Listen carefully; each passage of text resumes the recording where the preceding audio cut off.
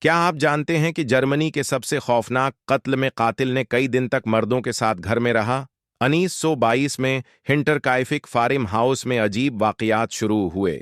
برف میں قدموں کے نشان فارم تک آتے تھے لیکن واپس نہیں جاتے تھے۔ چھت سے آوازیں آتی تھیں، گھر کی چابیاں غائب ہو جاتی تھیں۔ نوکرانی نے کام چھوڑ دیا کیونکہ اسے لگتا تھا گھر میں بھوت ہے۔ پھر ایک رات قاتل نے پورے خاندان کو کدال سے بے رحمی سے قتل کر دیا۔ سب سے خوفناک بات یہ تھی کہ قاتل کئی دن تک گھر میں رہا، ان کا کھانا کھاتا رہا اور جانوروں کو دانہ ڈالتا رہا۔ پڑوسیوں نے دنوں بعد لاشیں دریافت کیں۔ 100 سے زیادہ مشتبہ افراد کی تفتیش ہوئی لیکن قاتل کبھی نہیں پکڑا گیا۔ آج بھی یہ جرمنی کا سب سے بڑا لاحل قتل کیس ہے۔